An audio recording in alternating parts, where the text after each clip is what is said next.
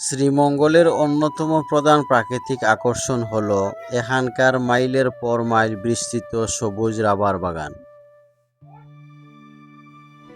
Rubber বাগানের মূল সৌন্দর্য হল এর গাছের রোপণশৈলী। হাজার হাজার রাবার গাছ একদম নিখুঁত সোজা সারিতে সাজানো থাকে, যা দেখতে অত্যন্ত দৃষ্টিনন্দন।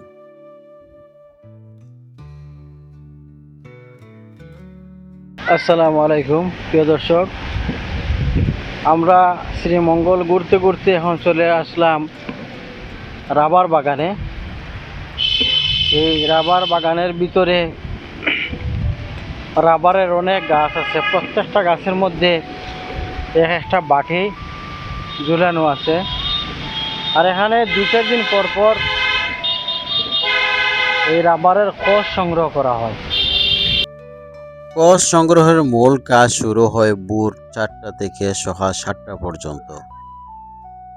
এই সময়ে পরিবেশ শীতল থাকায় এবং সূর্যের আলো না থাকায় গাছের কোষনালীগুলো প্রসারিত থাকে, ফলে কোষ সহজে এবং বেশি সময় ধরে প্রবাহিত হয়।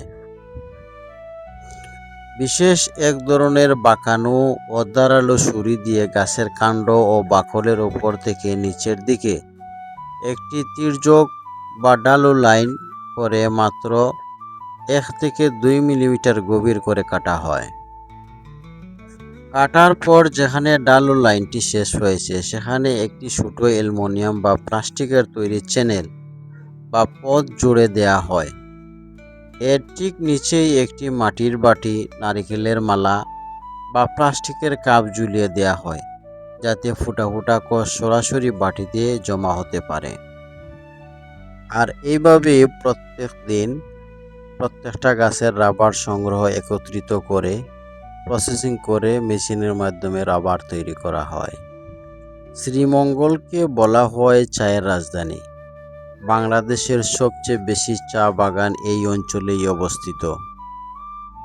চারিদিকে মাইলের পর মাইল বিস্তৃত সবুজ পাহাড় আর তার ওপর সুশৃঙ্খল চায়ের গাছ শ্রীমঙ্গলকে এক অনন্য প্রাকৃতিক রূপ দিয়েছে।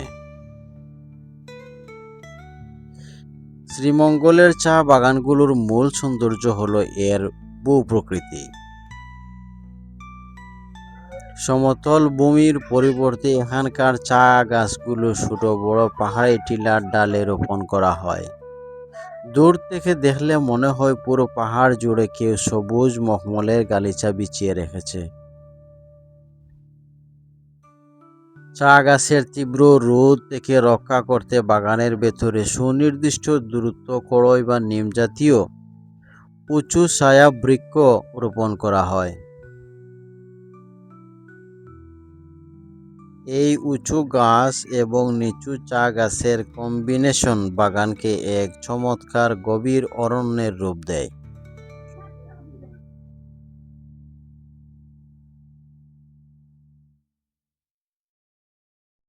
শ্রীমঙ্গলের বানুগাছ সড়কে border guard Bangladesh, BGB sector quarter সংলগ্ন এবং বিখ্যাত নীলকণ্ঠ টি কেবিন ক্যান্টিন এর পাশেই ঐতিহাসিক বধ্যভূমি 71 অবস্থিত। এটি 1971 সালের মহান মুক্তিযুদ্ধের এক রক্তক্ষয়ী ইতিহাস ও নৃশংস হত্যাযজ্ঞের সাক্ষী। 1971 সালের 30শে এপ্রিল পাকিস্তানি হানাদার বাহিনী শ্রীমঙ্গল দখল করে নেয়। কৌশলগত কারণে তারা বর্তমান বিজিবি সেক্টর কোয়ার্টার, তৎকালীন ইপিআর ক্যাম্প এলাকায় তাদের মূল ক্যাম্প এবং নির্যাতন সেল গড়ে তোলে।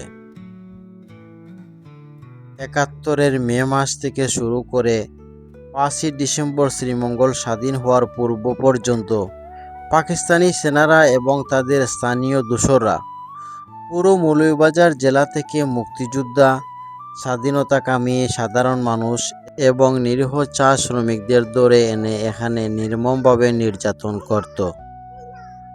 নির্যাতন শেষে ক্যাম্পের পেছনে থাকা 70 থেকে 80 বছরের পুরনো একটি বিশাল ঐতিহাসিক বটগাছের নিচে এবং তার পাশ দিয়ে বয়ে যাওয়া বুরবুরিয়া ছড়া, পাহাড়ি ছড়া বা খাল এর পাড়ে লাইনে দাঁড় করিয়ে মানুষকে গুলি করে হত্যা করা হতো।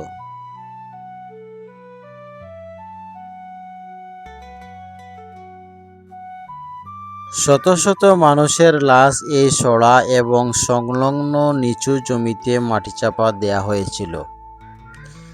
দেশ স্বাধীনের পর দীর্ঘদিন এই স্থানটি অবহেলিত ও অরক্ষিত অবস্থায় ছিল। পরবর্তীতে এটিকে নতুন রূপ দেয়া হয়। এই স্থানে শহীদদের স্মরণে 2010 সালে প্রথম একটি দৃষ্টিনন্দন মুক্তিযুদ্ধ স্মৃতিস্তম্ভ নির্মাণ করা হয়।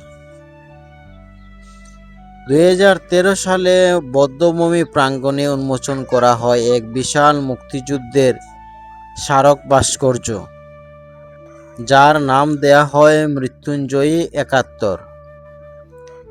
ভাস্কর্যটিতে বাংলাদেশের বীর মুক্তিযোদ্ধাদের সাহসিকতার চিত্র ফুটিয়ে তোলা হয়েছে। বর্তমানে এটি শুধু একটি ঐতিহাসিক স্থানই নয়, বরং বিজিবি এবং স্থানীয় প্রশাসনের তত্ত্বাবধানে একটি সুপরিকল্পিত স্মৃতি উদ্যান এবং পর্যটন কেন্দ্রে পরিণত হয়েছে। বধ্যভূমিতে শহীদ হওয়া বীর মুক্তিযোদ্ধাদের নাম সংবলিত ফলক রয়েছে। গণহত্যার সাক্ষী সেই প্রাচীন বিশাল বটগাছটি এবং পাহাড়ি বুড়বুড়িয়া সরাটি আজও এখানে সংরক্ষিত রয়েছে।